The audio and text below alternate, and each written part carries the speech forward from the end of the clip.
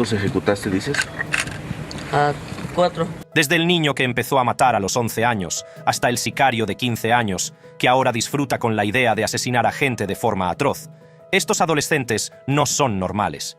Prepárate para un viaje alucinante mientras nos adentramos en el escalofriante mundo de los miembros más jóvenes de los cárteles y en la arraigada violencia del mundo de la droga. Edgar Jiménez Lugo. En un país asolado por años de violencia alimentada por los cárteles de la droga, hay una historia que destaca entre las demás.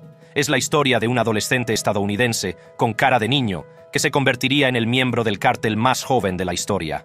Edgar Jiménez Lugo, también conocido como el Ponchis o el Capa, desnudaría los truculentos detalles de su vida en el crimen organizado, conmocionando al mundo con sus escalofriantes confesiones. Un adolescente estadounidense con cara de niño acusado de trabajar como asesino para el cartel de drogas del Pacífico Sur desfiló frente a los periodistas. Todo empezó cuando Lugo era solo un niño, que crecía en una zona asolada por la pobreza. Como muchos otros en su comunidad, soñaba con una vida mejor, llena de dinero y poder. No sabía que sus deseos le llevarían por un camino oscuro y retorcido. A la tierna edad de 11 años, la vida de Lugo dio un giro siniestro. Miembros del cártel del Pacífico Sur, uno de los cárteles de la droga más despiadados y poderosos de México, se pusieron en contacto con él. Vieron potencial en el joven, un potencial que podía ser moldeado y formado para servir a sus siniestros propósitos. Atraído con promesas de riqueza e influencia, Lugo se dejó seducir por el encanto de una vida con la que solo había soñado. Pero poco sabía de los horrores que le esperaban. Los líderes del cártel vieron en él un peón perfecto, alguien que podía realizar su trabajo sucio, sin cuestionarlo y sin levantar sospechas.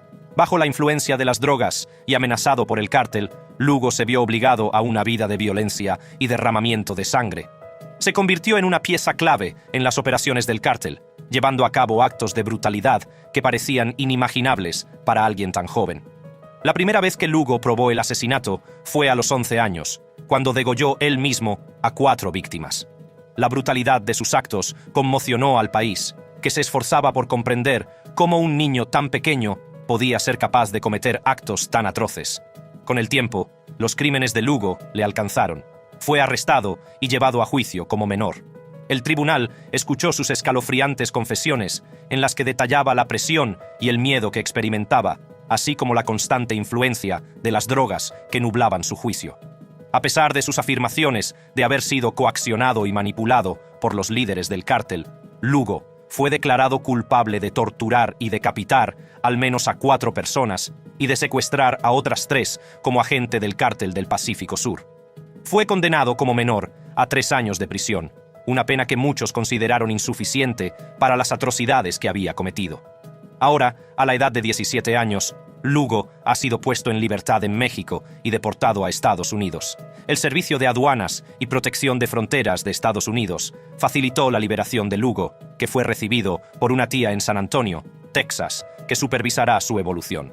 La ubicación exacta de su centro de rehabilitación sigue sin revelarse, pero se espera que reciba el apoyo y la orientación necesarios para dar un giro a su vida. Como ciudadano estadounidense, no se enfrenta a ningún cargo penal en su país de origen. Es libre de moverse como cualquier otra persona, por lo que muchos se preguntan cuál será su próximo movimiento. Raúl Mesa Torres. A continuación, nos adentramos en el oscuro y peligroso mundo de los cárteles de la droga mexicanos y descubrimos la asombrosa historia de César Raúl Mesa Torres, el miembro más joven de un cártel que jamás haya pisado las calles de México. Torres nació a finales de la década de 1990 en el seno de una familia muy implicada en el crimen organizado. Su padre, Raúl Mesa Ontiveros, también conocido como el M6, era un capo de la droga mexicano y alto dirigente del infame cártel de Sinaloa. Al crecer en este ambiente, Ruan estuvo expuesto a la violencia y la actividad delictiva desde una edad temprana. Era un mundo en el que el poder y la riqueza se obtenían por medios despiadados. Los coches caros, las mansiones lujosas y los montones de dinero eran moneda corriente. Era un mundo seductor que cautivaba la imaginación del joven Ruan. Idolatraba a su padre y lo veía como una figura poderosa que infundía respeto y temor. La fascinación de Ruan por el estilo de vida de los cárteles no hizo más que crecer cuando entró en la adolescencia. Se sentía atraído por el poder, el dinero y la adrenalina de vivir al límite. pero fue su presencia en Internet lo que le catapultó a la fama. Ruan adquirió notoriedad en las redes sociales, donde alardeaba de su afiliación al cártel de Sinaloa. Sus cuentas estaban llenas de fotos en las que posaba con armas de gran potencia, montones de dinero y coches caros. Estas publicaciones escandalizaban y fascinaban a sus seguidores, intrigados y horrorizados por su audacia. La presencia de Ruan en las redes sociales no tenía precedentes. Se convirtió en un símbolo del estilo de vida de los cárteles, en la figura de una nueva generación de delincuentes. Sus mensajes inspiraron a una oleada de jóvenes a unirse a organizaciones criminales, atraídos por la promesa de dinero, poder y respeto. El personaje de Ruan en Internet atrajo la atención no solo de los aspirantes a delincuentes, sino también de las fuerzas del orden. Su descarada exhibición de armas y riqueza lo convirtieron en el principal objetivo de la investigación. Pero a Ruan no parecían importarle las posibles consecuencias. Se deleitaba con la atención, creyendo que solo aumentaba su mística y su poder. Sin embargo, la carrera criminal de Ruan estaba a punto de dar un giro mortal. A la edad de 18 años, se vio envuelto en un violento tiroteo con agentes de policía en Zapopan, Jalisco, el 25 de abril de 2010. Los agentes de policía que patrullaban la zona habían detenido el vehículo que conducían Torres y su cómplice Fidel Rojas Félix para un registro rutinario. Sin embargo, ambos muchachos se negaron a obedecer y en su lugar comenzaron a disparar al aire y a burlarse de los agentes. Cuando los agentes les pidieron que se calmaran y se entregaran, los chicos abrieron fuego al instante, matando a uno y disparando 3 veces al otro agente, identificado como José Luis Monroy. Sin embargo, el agente Monroy pudo responder al tiroteo, abriendo fuego contra Torres. Con múltiples heridas de bala, Torres fue trasladado a un hospital privado, donde fue declarado muerto. La noticia de su fallecimiento conmocionó a todo el mundo del crimen. El miembro más joven del cártel había encontrado un final violento, dejando tras de sí un legado que quedaría grabado para siempre en los anales de la historia del crimen mexicano. Juanito Pistola. El viaje de Juanito Pistola al oscuro mundo de los cárteles comenzó a una edad sorprendentemente temprana. Con solo 13 años, se vio arrastrado a la famosa Tropa del Infierno, una facción del Cartel del Noreste, CDN, antes conocido como los Zetas. Esta banda tenía un bastión en la ciudad de Nuevo Laredo, México, donde Juanito creció, apodado Comandante Chiquitín, que significa comandante pequeño en inglés. Es difícil comprender cómo un adolescente puede verse envuelto en un mundo tan peligroso y violento. Pero para Juanito, el poder, el dinero y el respeto eran irresistibles. La banda Tropa del Infierno le ofrecía un sentido de pertenencia y propósito que nunca antes había experimentado. Armados con rifles y vestidos con uniformes militares, Juanito y sus compañeros se embarcaron en un camino de destrucción. Eran conocidos por sus tácticas despiadadas y su voluntad de hacer lo que fuera necesario para proteger su territorio y promover los intereses de su cártel. Juanito se hizo rápidamente un nombre como sicario intrépido y letal, cumpliendo órdenes sin vacilar. A medida que aumentaba la implicación de Juanito Pistola con la banda Tropa del Infierno, también lo hacía su reputación como asesino a sueldo despiadado y letal. Su intrepidez y su lealtad inquebrantable al cártel le granjearon el respeto de sus compañeros y el temor de sus rivales. El ascenso de Juanito en las filas del cártel fue rápido y brutal. Llevó a cabo numerosos actos de violencia, dejando un reguero de sangre a su paso. Desde asesinatos selectivos hasta brutales guerras territoriales, Juanito estaba al frente de las operaciones del cártel, ejecutando sus órdenes con precisión y sin piedad.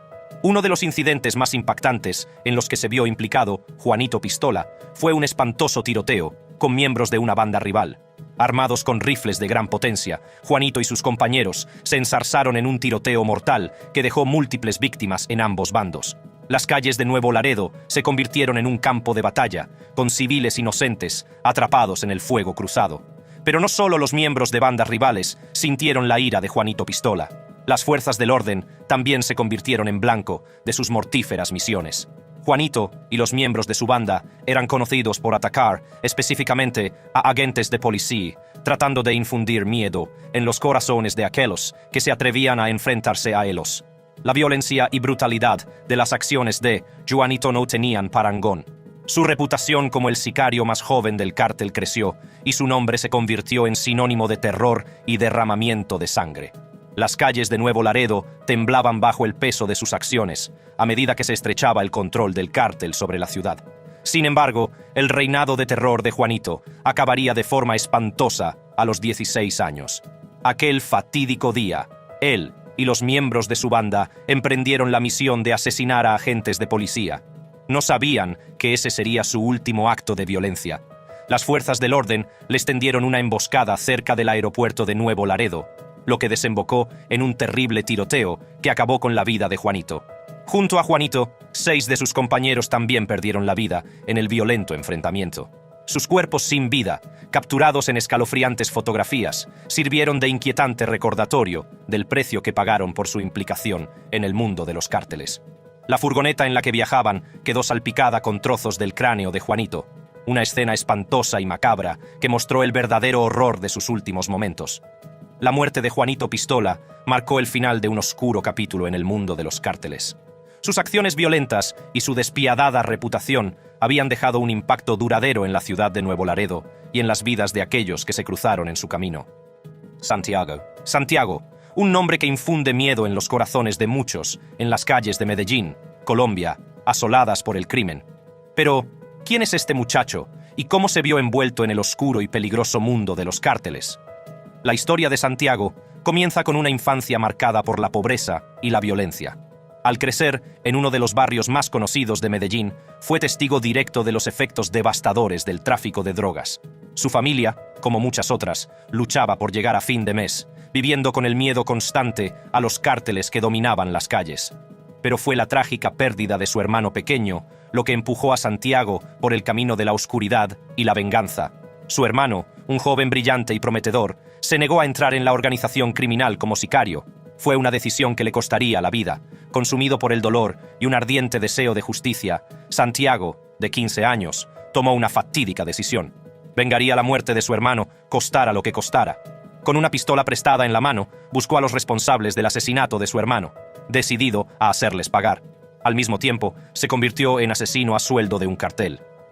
El viaje de Santiago al mundo de los cárteles no fue fácil. Un experimentado asesino a sueldo lo tomó bajo su tutela y vio potencial en la rabia ardiente del joven. Bajo la guía de su mentor, Santiago aprendió el arte de matar, perfeccionando sus habilidades para convertirse en una fuerza formidable en el submundo criminal. La iniciación en el mundo de los sicarios fue una experiencia escalofriante para Santiago. Le llevaron a un lugar apartado, donde le obligaron a llevar a cabo su primer asesinato. La visión de la sangre, el sonido de una vida extinguiéndose, fue un momento que le cambiaría para siempre. La oscuridad que llevaba dentro despertó, y se dio cuenta de que había encontrado su vocación. Santiago pronto descubrió que en el mundo de los cárteles, la lealtad lo es todo. Se ganó la confianza de sus superiores, eliminando a miembros de bandas rivales y protegiendo los intereses del cártel. Su reputación creció y se hizo famoso como asesino despiadado y eficaz, temido tanto por sus enemigos como por sus aliados. Pero no era solo la emoción de matar lo que movía a Santiago. Tenía un objetivo mayor: mantener a su madre y a su hermana atrapadas en un círculo de pobreza y desesperación. El dinero que ganaba con cada asesinato, unos 70 euros, se convirtió en un salvavidas para su familia, proporcionándoles un rayo de esperanza en su existencia que de otro modo sería sombría. A medida que Santiago se adentraba en el mundo de los cárteles, se convirtió en un asesino a tiempo completo que trabajaba desde las 11 de la noche hasta las 4 de la madrugada todos los días. Durante el día, vendía drogas en el barrio, manteniendo su tapadera y fomentando los intereses del cártel. Era una vida consumida por la oscuridad, donde la muerte acechaba en cada esquina. A pesar de los horrores que presenció y de las vidas que cegó, las emociones de Santiago dieron un giro retorcido. Aunque al principio le repugnaba la sangre, se sintió atraído por ella, fascinado por su poder y el control que le proporcionaba. El subidón de adrenalina y la sensación de dominio se convirtieron en una adicción que alimentó su insaciable sed de sangre. Aunque Santiago, cuya identidad no se ha revelado públicamente, continúa su implacable búsqueda de venganza, operando como asesino a sueldo, la línea que separa la justicia de la venganza se difumina. Sus asesinatos, antes motivados por el deseo de proteger a su familia y buscar justicia para su hermano, adquieren ahora un tono más oscuro. La emoción del asesinato y su poder empiezan a consumirle, amenazando con convertirle en aquello que desprecia. Frijolito, a.k.a. Little Bean. En las calles de Colombia, asoladas por la delincuencia, un niño llamado Frijolito estaba destinado a una vida oscura. Nacido en un mundo plagado de narcotráfico y violencia, pronto se convertiría en un nombre que infundiría miedo en los corazones de muchos. El camino de Frijolito hacia el cártel comenzó a una edad sorprendentemente temprana. Con solo 12 años, ya estaba profundamente enredado en la peligrosa red del crimen organizado. Mientras la mayoría de los niños de su edad jugaban con juguetes y asistían a la escuela, Frijolito aprendía las brutales costumbres de la calle. Frijolito creció en el corazón de Cali, ciudad famosa por su implicación en el narcotráfico, y desde muy pequeño estuvo expuesto al despiadado mundo de los cárteles. Fue testigo del poder y la riqueza que conllevaba ser miembro de estas organizaciones criminales. A medida que Frijolito crecía, su fascinación por el estilo de vida de los cárteles se intensificó. Idolatraba a los infames capos de la droga y soñaba con convertirse algún día en una figura poderosa. Pero nadie sabía que sus sueños pronto se convertirían en una horrible realidad. Fue un día fatídico cuando Frijolito recibió su primer encargo. A la tierna edad de 12 años, acabó con una vida sin dudarlo, marcando el comienzo de su oscuro y violento viaje. La onda expansiva de sus actos resonó en todo el submundo criminal, ya que era el miembro más joven de un cártel en cometer un acto tan atroz. A partir de ese momento, el camino de Frijolito quedó marcado. Se convertiría en una fuerza a tener en cuenta, y su nombre infundiría miedo en los corazones de muchos, mientras seguía llevando a cabo actos de violencia y aterrorizando las calles de Cali. Uno de los crímenes más escalofriantes de Frijolito tuvo lugar en un bullicioso centro comercial. Las imágenes de las cámaras de seguridad captaron el espeluznante momento en que ejecutó a un hombre delante de un mostrador de joyería. Cuando un valiente guardia de seguridad intentó intervenir, la puntería mortal de Frijolito se cobró otra vida. El reino del terror de Frijolito no había hecho más que empezar. A los 17 años se le consideraba responsable de al menos 30 asesinatos. Sus acciones conmocionarían al mundo y dejarían un rastro de devastación a su paso. Pero la policía estaba decidida a poner fin a su alboroto, lanzando una implacable persecución que finalmente conduciría a su captura. La persecución duró 4 largos meses, mientras la policía se acercaba al paradero de Frijolito. La ciudad de Cali contuvo la respiración, esperando el fin de la violencia que se había apoderado de sus calles. Finalmente, llegó el día en que la policía hizo una redada en uno de los escondites de Frijolito. El joven sicario fue cogido desprevenido, incapaz de escapar de las garras de la ley. Su detención conmocionó a Lampa y las autoridades celebraron una gran victoria. Con la captura de Frijolito, el jefe de la policía declaró que Cali quedaba por fin libre de las garras de un individuo peligroso que había cometido numerosos actos de violencia. Fue internado en un centro de rehabilitación para menores, para ser trasladado a prisión una vez cumpliera los 18 años. La ciudad respiró aliviada al saber que un famoso sicario ya no vagaba por sus calles. Rosalio Reta iba a cumplir 13 años la primera vez que quité una vida. En el peligroso mundo de los cárteles mexicanos de la droga hay un nombre que destaca: Rosalio Reta. Conocido como uno de los miembros más jóvenes de la historia de los cárteles, la historia de Reta es escalofriante. Como un joven y prometedor estudiante y quarterback, estrella de las ciudades fronterizas de Texas, cayó en una vida de violencia, drogas y dinero. Atraída por el célebre cártel mexicano de los Zetas a la temprana edad de 13 años, Reta se convirtió en una de las asesinas más letales de sus filas.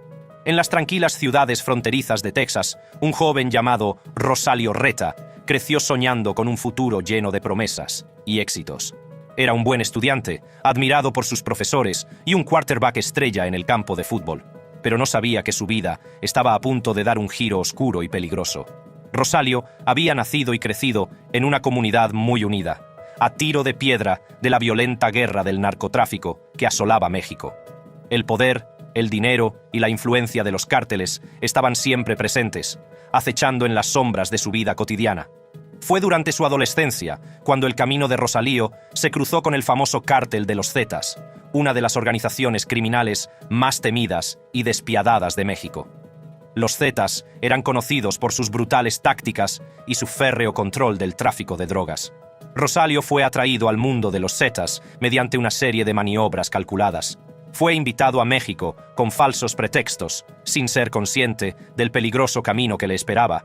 En ese momento, Rosalio selló su destino. Entrevistador: ¿Qué te cuenta Treviño? Reta: solo cuida a esa persona. Tenía que hacerlo. ¿Qué otra opción tengo? Si no lo hago, sé lo que me va a pasar. Entrevistador: ¿y después de hacerlo, le disparaste? Reta: sí, señor. El líder del cártel, Miguel Ángel Treviño, le entregó a Rosalío una pistola, símbolo de su nuevo papel dentro de la organización. Ahora era un miembro de los Zetas, un sicario, encargado de ejecutar las mortíferas órdenes del cártel. La primera misión de Rosalio, que le situó en el punto de mira de las fuerzas de seguridad, consistió en asesinar a un policía mexicano corrupto que había desertado de los Zetas para unirse a un cártel rival. Fue un acto de violencia descarado, llevado a cabo a plena luz del día. En un impactante giro de los acontecimientos, un oficial de policía de alto rango fue abatido hoy, en lo que parece ser un asesinato selectivo. Las autoridades sospechan de la implicación de un poderoso cártel de la droga. Este asesinato marcó el comienzo del descenso de Rosalio a un mundo de oscuridad y desesperación. Ahora estaba totalmente inmerso en el violento mundo de los Zetas, donde la lealtad era recompensada y la traición tenía un final rápido y brutal. Ganaba miles de dólares con cada golpe, e incluso había ganado un Mercedes de $70,000 en una fiesta del cártel. Por otro lado, las fuerzas del orden estaban ansiosas por detener a los sospechosos de estar implicados en el tráfico de drogas. Aunque ahora Reta vivía a lo grande, trabajando como sicario, este momento duraría poco, ya que la red se estaba cerrando sobre Rosalio. En un dramático enfrentamiento, las fuerzas del orden atraparon finalmente a ambos adolescentes. Los otrora temidos sicarios se enfrentaban ahora a la dura realidad de sus actos. Esposado y derrotado, Rosalio fue despojado de su poder y llevado ante la justicia. Fue condenado a 70 años entre rejas. Gabriel Cardona. En la ciudad fronteriza de Nuevo Laredo, Gabriel Cardona se vio arrastrado al peligroso mundo de los cárteles de la droga. Siendo un joven e impresionable adolescente, la vida de Gabriel dio un oscuro giro cuando se unió al cártel de los Zetas. De chico americano normal a sicario despiadado, la transformación de Gabriel estuvo marcada por la violencia, la lealtad y la sed de poder. Abrazó la brutal realidad de la vida en los cárteles, demostrando su valía una y otra vez para ascender en el escalafón de los Zetas. En 2004, a la temprana edad de 17 años, Cardona, junto con otros jóvenes reclutas, tuvo que pasar por un campo de entrenamiento. Inmediatamente se les sometió a un agotador régimen de entrenamiento físico. Bajo la atenta mirada de miembros experimentados del cártel, soportaron largas horas de intensos entrenamientos, centrados en la fuerza, la resistencia y las habilidades de combate. El entrenamiento era implacable, diseñado para eliminar a los débiles y garantizar que solo sobrevivieran los más fuertes y decididos. A medida que avanzaba el entrenamiento, los reclutas se iniciaban en el mundo de las armas. Aprendieron a manejar armas de fuego, perfeccionando su puntería bajo la dirección de miembros experimentados del cártel. Fue allí donde Cardona demostró ser una máquina de matar y se convirtió en sicario. Pronto ascendió a comandante y se le permitió reclutar a sus propios miembros. Fue entonces cuando reclutó a su amigo de la infancia, Rosalio Reta, que entonces tenía 13 años. Ambos adolescentes recibían un anticipo de $500 a la semana. Cobraban hasta $10,000 de comisión por cada asesinato y conducían coches caros. Entrevistador. En total, ¿a cuántas personas mataste? Cardona. Ni idea. Entrevistador. Ni idea. ¿Perdiste la cuenta? Es un mundo violento, y cuando estás en México. Entrevistador. ¿Cuántos podrías adivinar? Estamos hablando de 10, 20, 30, 50. Cardona. Entre 20 y 30. En la persecución de los miembros del cártel, las fuerzas del orden pudieron rastrear a Cardona hasta uno de los pisos francos, propiedad del cártel, y fue allí donde lo detuvieron. Se declaró culpable de 4 asesinatos conocidos en Estados Unidos. En uno de ellos, secuestró y asesinó brutalmente a 2 adolescentes estadounidenses, a los que acuchilló con una botella, recogió su sangre en un vaso y brindó por la Santa Muerte, la personificación mexicana de la muerte. Por sus crímenes, Cardona fue condenado a 80 años de prisión y aún permanece encarcelado. Ovidio Guzmán López. En la extensa ciudad de Culiacán, Sinaloa, México, un joven llamado Ovidio Guzmán López nació en un mundo de caos y delincuencia.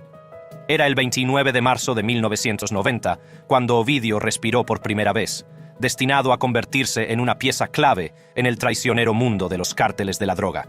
Su padre, el tristemente célebre Joaquín El Chapo Guzmán, ya era un personaje famoso, el narcotraficante más buscado de México y el delincuente más buscado del mundo. La educación de Ovidio distó mucho de ser normal. Criado a la sombra del imperio criminal de su padre, vivió una infancia llena de peligros e incertidumbre. Al principio, tuvo una infancia bastante normal, ya que sus padres intentaron proporcionarle un entorno estable y seguro. Ovidio asistió a una escuela dirigida por los Legionarios de Cristo, donde recibió una educación que parecía prometedora para un futuro brillante. Sin embargo, la idílica infancia de Ovidio dio un giro oscuro cuando apenas era un niño. Cuando Ovidio entró en la adolescencia, el atractivo del mundo de su padre empezó a llamarle la atención. Fue en 2008, a la tierna edad de 18 años, cuando se involucró oficialmente en el negocio del narcotráfico de su padre. Más tarde, un gran jurado de EEUU acusó a Ovidio de desempeñar un papel importante en las operaciones del cártel de Sinaloa, lo que le convirtió en un teniente clave para la Oficina de Control de Activos Extranjeros. A medida que Ovidio Guzmán López crecía, su influencia en el cártel de Sinaloa seguía aumentando. Junto a sus hermanos Iván Archibaldo Guzmán, Jesús Alfredo Guzmán e Ismael El Mayo Zambada, Ovidio se convirtió en una figura clave en las operaciones del cártel. Con su padre, el Chapo, entre rejas, los hermanos Guzmán dieron un paso adelante para llenar el vacío dejado por su ausencia. Informes de 2019 revelaron que Ovidio había asumido un papel de liderazgo prominente dentro del cártel de Sinaloa, orquestando sus operaciones con una eficiencia despiadada. El poder y la influencia de los hermanos Guzmán no tenían parangón. Dirigían una vasta red de rutas de narcotráfico, traficaban con estupefacientes a través de las fronteras y amasaban una riqueza inimaginable. Su control del hampa era inflexible, infundiendo miedo a sus rivales e incluso a quienes se atrevían a cruzarse en su camino. Una vez, el gobierno mexicano había capturado a Ovidio Guzmán el 17 de octubre de 2019. Pocos sabían que esta detención desencadenaría una cadena de acontecimientos que sumiría a la ciudad en el caos y expondría el verdadero alcance del poder del cártel. Los pistoleros del cártel, fuertemente armados, tomaron las calles, amenazando con la muerte masiva de civiles y lanzando un asalto a gran escala contra la ciudad. El complejo de apartamentos que albergaba a los familiares del personal militar local se convirtió en un objetivo, ya que el cártel pretendía enviar un mensaje escalofriante a quienes se atrevieran a desafiar su autoridad. En una medida que dejó atónita a la nación, el presidente Andrés Manuel López Obrador apoyó la decisión de liberar a Ovidio, afirmando que era necesaria para evitar más pérdidas de vidas humanas. La liberación de Ovidio Guzmán López causó conmoción en todo México y más allá de sus fronteras. Fue una clara demostración del poder y la influencia que el cártel de Sinaloa tenía sobre el gobierno y las fuerzas del orden. Sin embargo, las consecuencias de la detención fallida no terminaron ahí. Al mes siguiente, uno de los agentes implicados en la captura de Ovidio, identificado como Eduardo N., fue brutalmente asesinado. Las autoridades sabían que no podían dejar impunes las acciones del cártel de Sinaloa. El 5 de enero de 2023, lanzaron una audaz operación para capturar de una vez por todas a Ovidio Guzmán López. Testigos presenciales revelan que Ovidio había estado celebrando una fiesta familiar la noche anterior a su detención, sin ser consciente de la inminente redada.